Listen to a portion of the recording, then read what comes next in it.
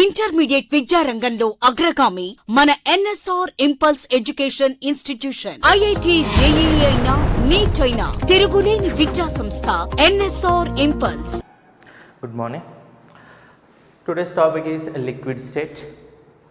So, what is the basic difference between a gaseous state and liquid?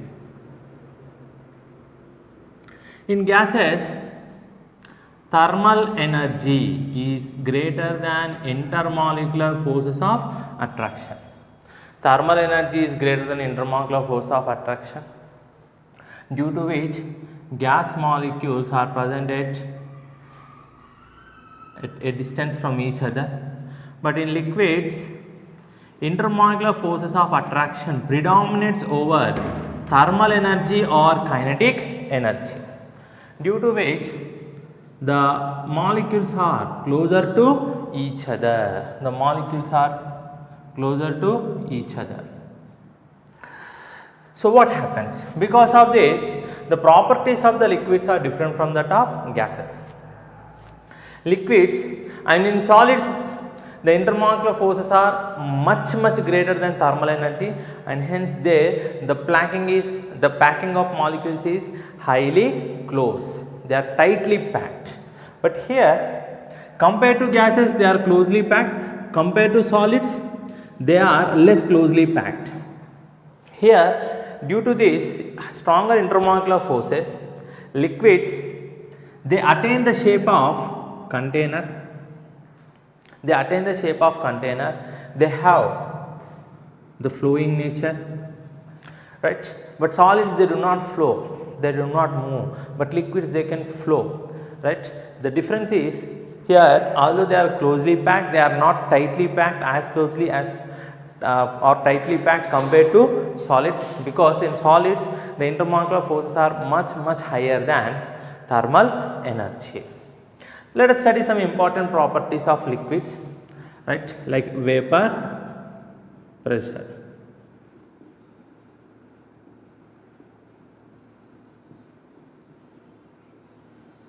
To understand this, let us consider a liquid.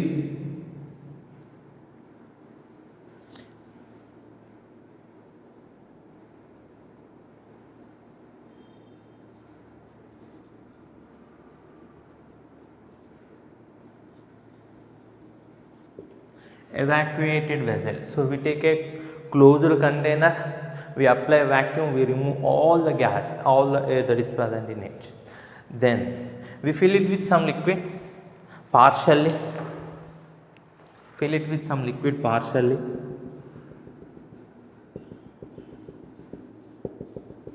So this black color is the liquid.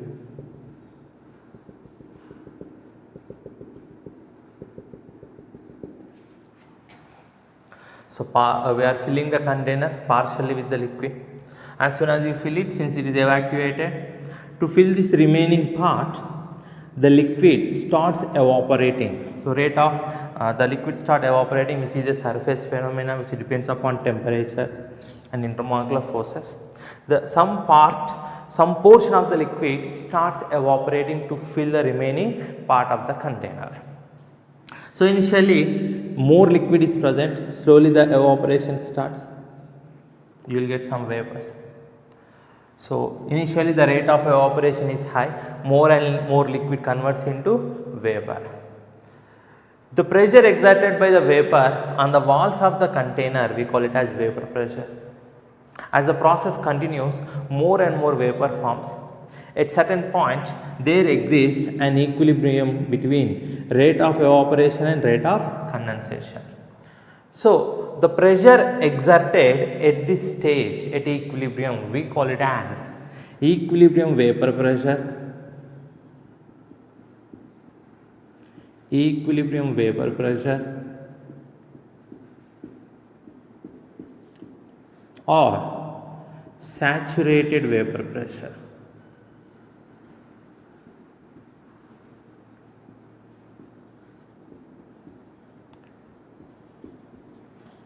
The pressure exerted by the vapor on the walls of the container, we call it as vapor pressure. at equilibrium. What is equilibrium? We will study in chemical equilibrium. So at equilibrium, two opposing processes are involved. One is rate of evaporation, where liquid molecule is converted into gaseous state, and rate of condensation, that is gas molecule is converted back into liquid. If these two rates, opposing rates, are equal, then we call it as equilibrium stage. At this stage, the pressure exerted by the vapors on the walls of the container, we call it as equilibrium vapor pressure or saturated vapor pressure. It depends upon temperature, because evaporation process is a temperature dependent. More the temperature, more easily the liquid can be converted into gaseous state. So it depends upon the temperature, you have to mention the temperature. It also depends upon intermolecular forces of attraction, magnitude of intermolecular forces of attraction. Suppose if I take a open vessel,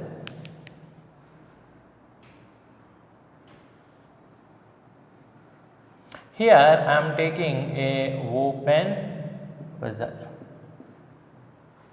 One side it is open. Say I am taking some liquid here.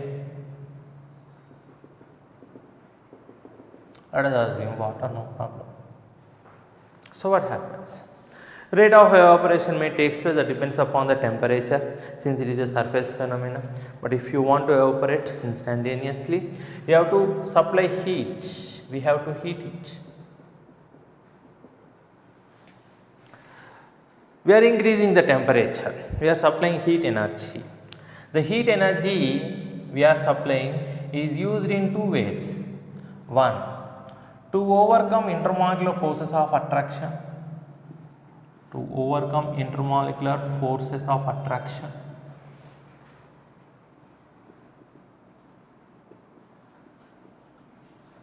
Second one,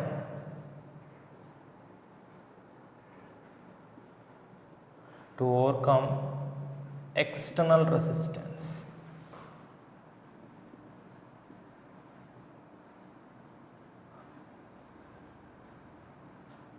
Nothing but external pressure.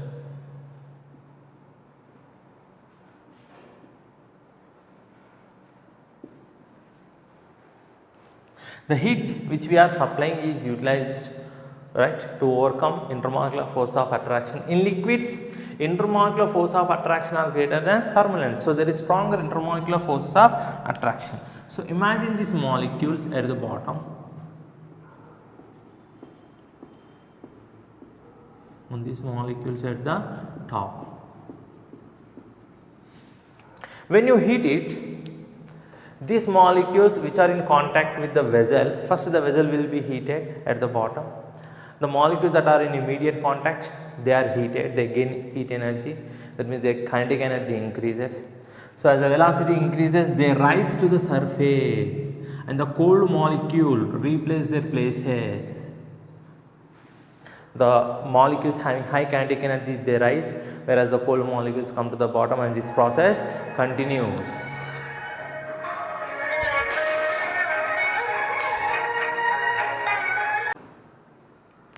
Right, to overcome intermolecular forces of attraction and to overcome the external resistance.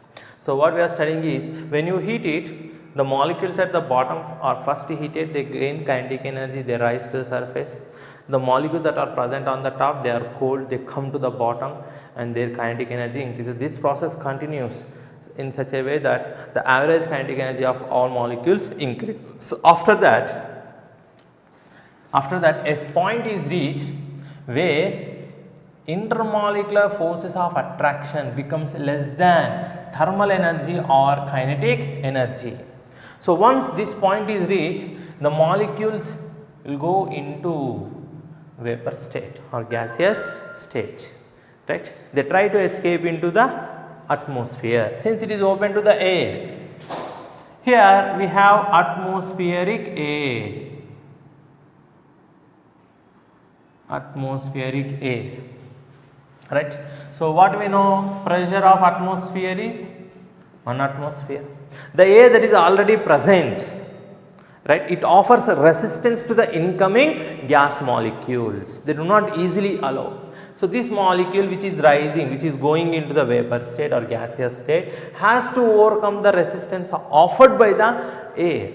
It has to push the molecules, air molecules away to enter into the gaseous stage. So, we have to supply the energy to overcome this external pressure. That external pressure, if it is open vessel, we take it as 1 atmosphere. More the external pressure, then more energy you have to supply. So, once again, more the intermolecular forces of attraction, because if I change from one liquid to another, the type of intermolecular force of attraction will change or may change.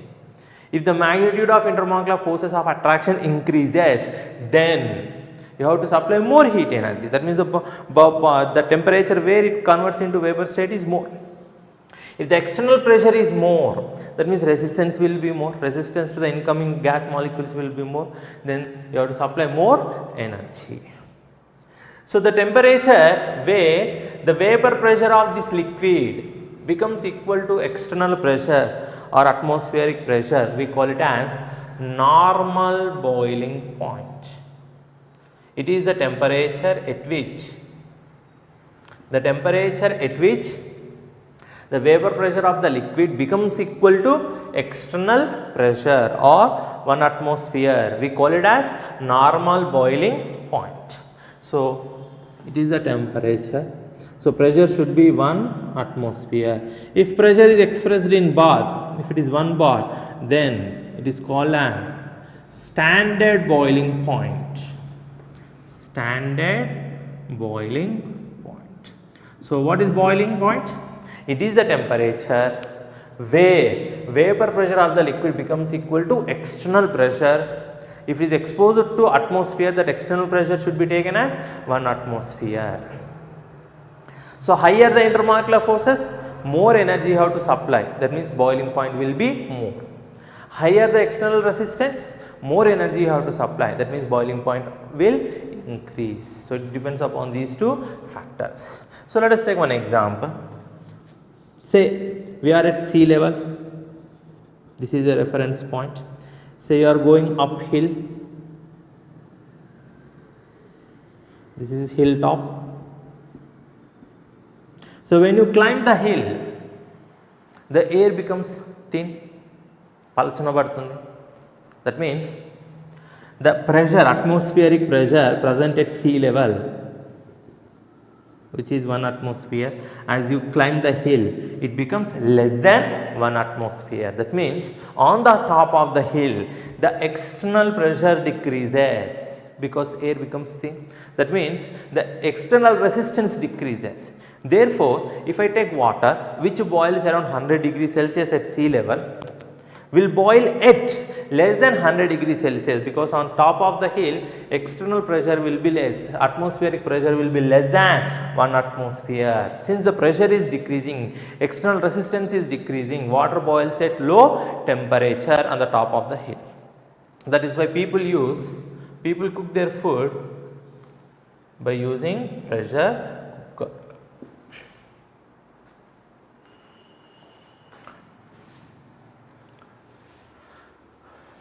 Suppose if the same liquid is heated in a closed container,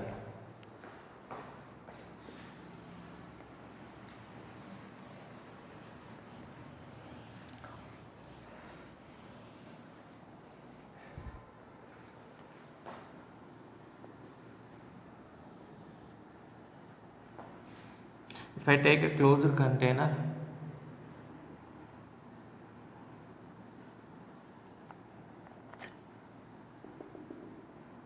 this is the liquid and we are heating it.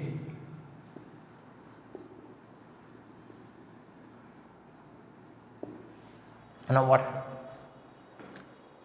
happens? Initially there is more liquid, therefore density of liquid will be more, less vapor, or say no liquid is vaporized in for a time t equal to 0, let us assume. So density will be 0, right? As you heat it, slowly the liquid starts evaporating, the liquid starts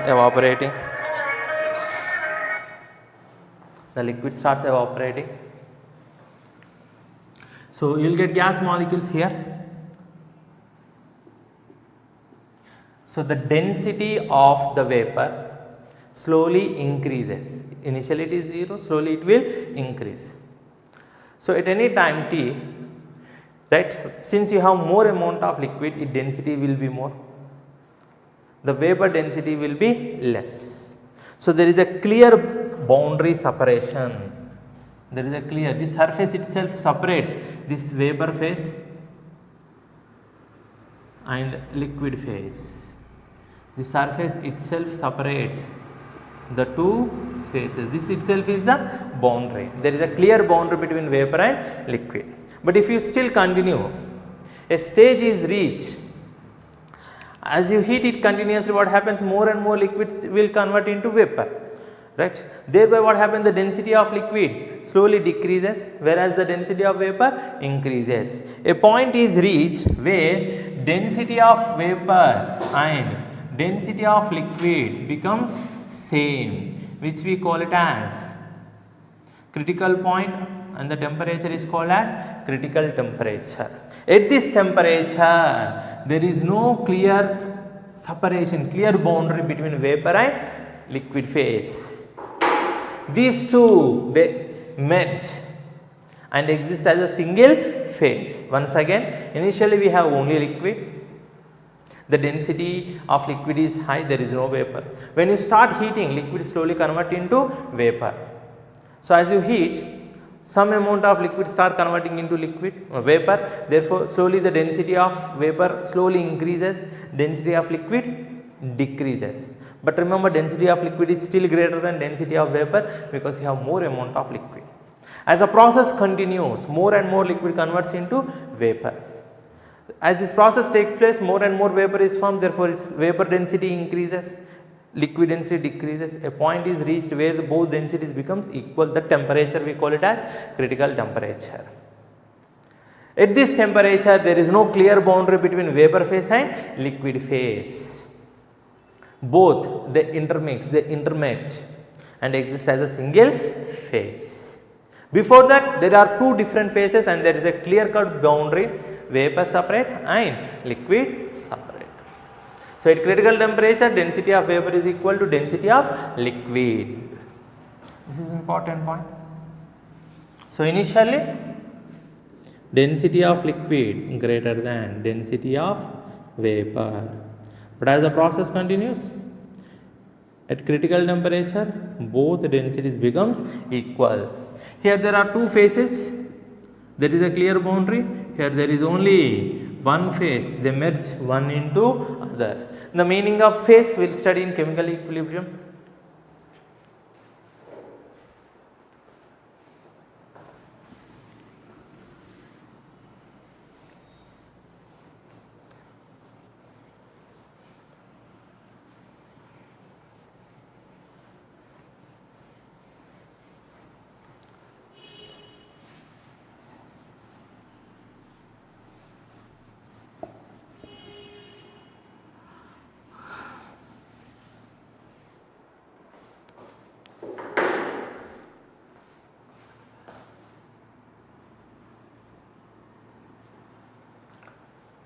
So the next one is surface tension.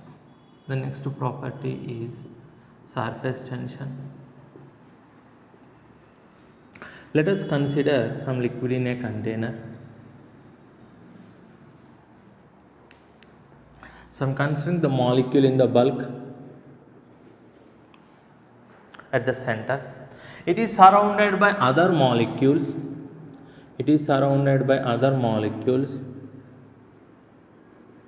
in all the directions. In all the directions. And they attract this molecule. They attract this molecule in all the possible directions with the same magnitude. The molecule in the bulk is surrounded by other molecules and it is attracted with the same force, same magnitude in all the possible directions. Therefore, the net force acting on this molecule will be 0. The net force acting on the molecule will be 0. But if you consider the molecules on the surface, if you consider the molecules on the surface, these molecules They are surrounded by other molecules only in one direction, and that is the downward direction. There are no molecules on the surface, identical type of molecules on the surface. The molecules on the surface are surrounded by identical molecules only on downside. Thereby, these molecules, they experience a net downward pull because of attractions. They experience a net downward pull. That means, compared to this molecule in the bulk, the molecules on the surface possess more energy because they are experiencing a net downward pull. So, what happens? Any system which has more energy is less stable. It tends to decrease its energy and try to attain stability. Right? For example, if I take a iron rod, identical iron rod, one is placed at room temperature, RT, room temperature, say 27 degrees Celsius, other is heated to say some 500 degrees Celsius. So, this iron rod possesses more energy because it is present at high temperature. If I leave it for some time, it will lose its energy and come back to room temperature. It loses its energy and come back to its room temperature. So, what does it indicate? Any substance which has high energy is unstable and want to come to lower state by losing energy.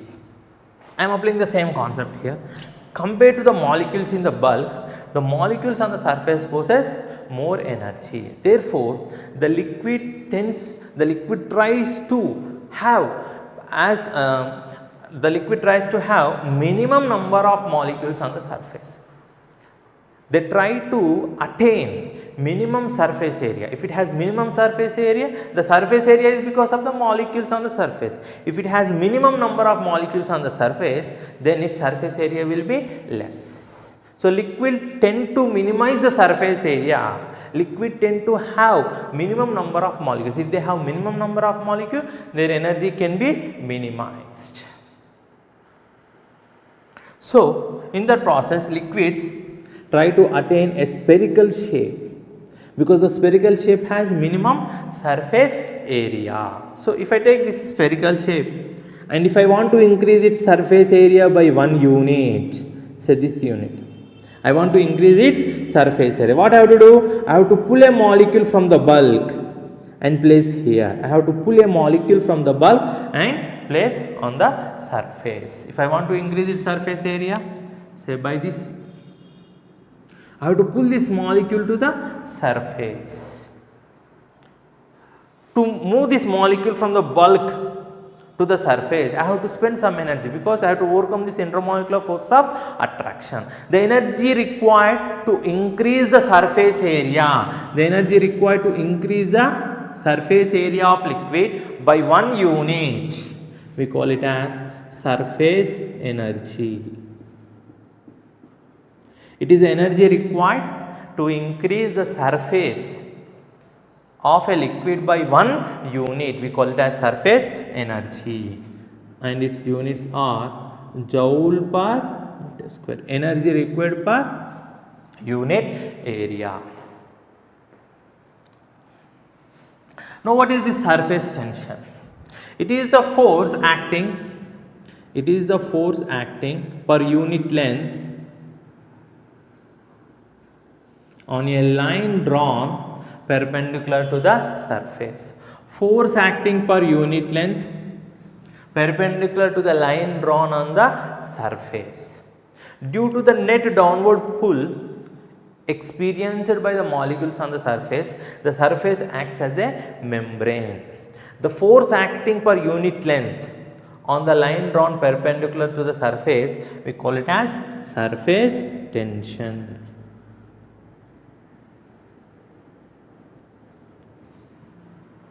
So, it is a force acting per unit length.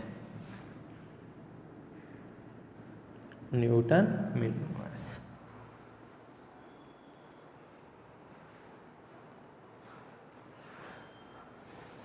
Now, let us see some applications. when you place a what do you call a paint brush or a brush, shaving brush in water, the hairs of the brush, they are moved away because the liquid will form a thin film between the hairs. Suppose if I consider these as the hairs, when I place them in the liquid, they move away, the hairs move away because the liquid will form a thin film between the hairs. But when I remove the brush, the hairs are pulled together. The reason is this thin film of the liquid, it tends to minimize its surface area and falls in the form of droplets. As it tries to decrease the minimum, as the liquid tries to decrease its surface area, the hairs are pulled together. So this is because of surface tension. Again, so when you take the sand in the flowing water canal, right, when you in your hand, right, the soil particles, they tend to fall away, but when you pull them onto the surface, they are pulled together because the water film that exists between these soil particles, the thin film tries to decrease its or reduce its surface area due to surface tension. It will try to have minimum surface area. Therefore, because of surface tension, the soil particles are pulled together. Now, this is because of the surface tension is because of intermolecular forces of attraction. Intermolecular forces of attraction can be dependent upon temperature. If you increase the temperature, intermolecular forces decreases, therefore surface tension also decreases. With increase in temperature, surface tension decreases due to decrease in intermolecular forces of attraction.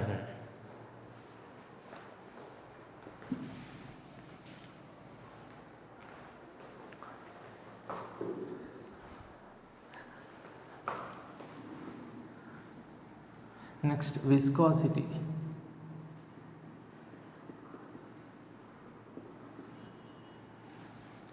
So, viscosity is the flow to the resistance to the flow of the liquid. Here, liquid flows in the form of layers, that is what we have to understand.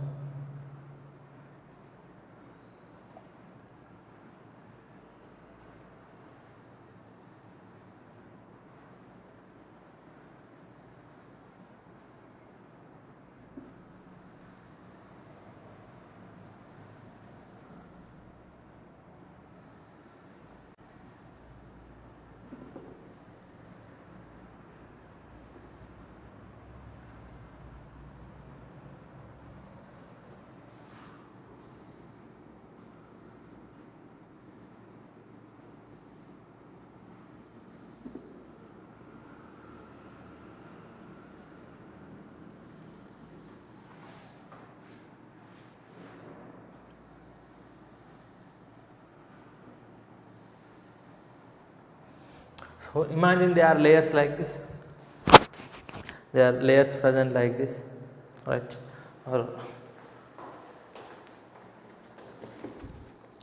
so let us consider this is layer 1 at the surface, on the bottom, sorry, next layer and next layer. These two layers, they are held by intermolecular forces of attraction. Again, these two layers, they are held by intermolecular force of attraction. So, between these layers, they are held together by intermolecular forces of attraction. So, what happens? Viscosity is measure of resistance to the flow of liquid which arises due to internal friction. What is the meaning of this? When this upper layer tries to move or slip past over the other, when it tries to move, the lower layer that is present below it tries to pull it back, because there are intermolecular forces between these two layers. As it slips past, as it want to move forward, it is pulled by the lower layer. Similarly, the second layer is pulled by third layer because there are intermolecular forces. So, as you move from bottom to the surface, the velocity of each layer increases. There is a gradual change in the velocity. The one that is present at the bottom, let us imagine it is stationary. Above it moves with certain velocity, and the upper layer moves at higher velocity compared to the lower layer. So, here let us assume this is the middle layer moving with a velocity u. The lower layer moves with less velocity say its velocity is decreasing by du. The upper moves at higher velocity than this, say plus du. So there is a velocity gradient. The distance between these layers, let us assume dz, here dz.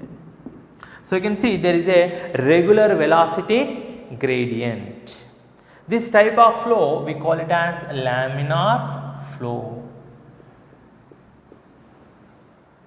The flow where there is a regular change in velocity between the layers of fluid, we call it as laminar flow. To maintain this laminar flow, some force is required. The force required is directly proportional to the area of contact and the velocity gradient. What is the velocity gradient here? Du by dz. So if I remove the proportionality, you get a constant area of contact and velocity gradient. So here this one we call it as coefficient of viscosity.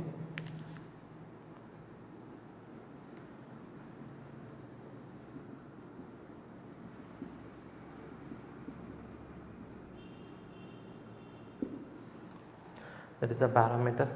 So how to define coefficient of viscosity? F by A du by dz.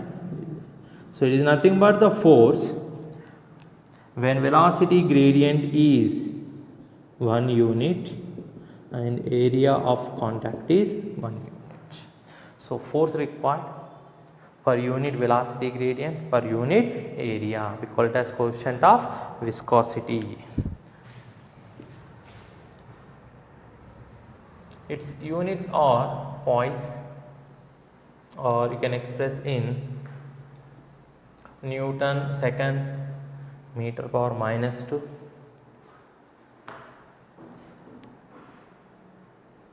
Yes. Force units Newton, area meter square, du velocity meter second inverse, dz distance meters. So Newton second meter power minus 2. Can convert into kgs also. Okay. So this coefficient of viscosity is the force required to maintain laminar flow. So why there is constant velocity gradient? Because they are held by intermolecular forces. Stronger the intermolecular forces, higher will be the viscosity, more will be the resistance to the flow of the liquid.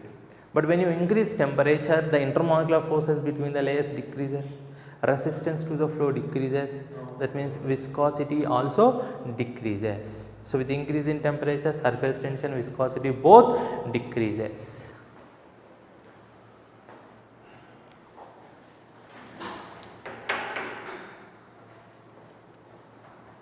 Do some problem.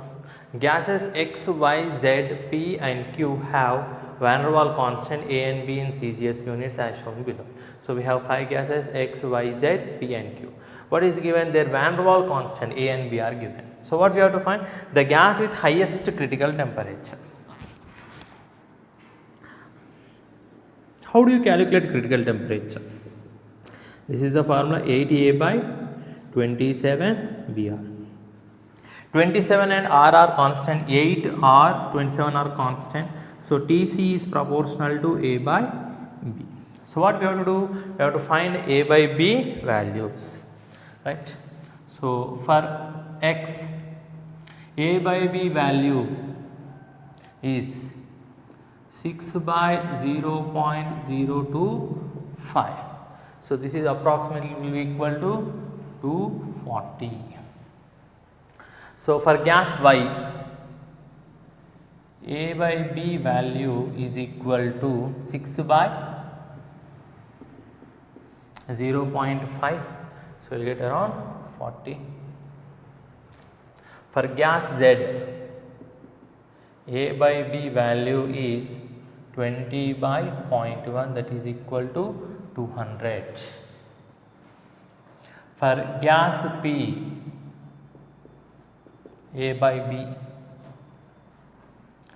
0.05 by 0.02, this is equal to 2.5.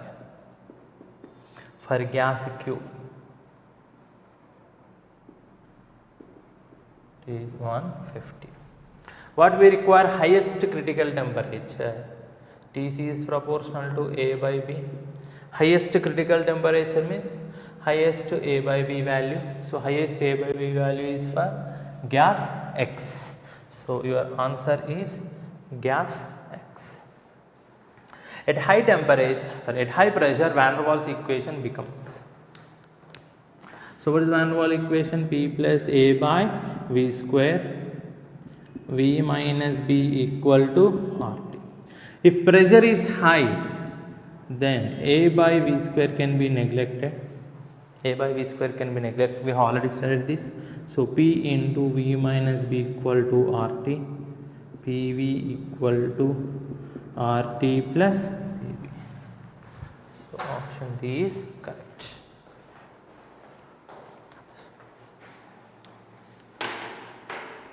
Intermediate విద్యారంగంలో అగ్రగామి మన NSR impulse education institution. IIT JEE అయినా neat అయినా తిరుగులేని విద్యా సంస్థ NSR impulse.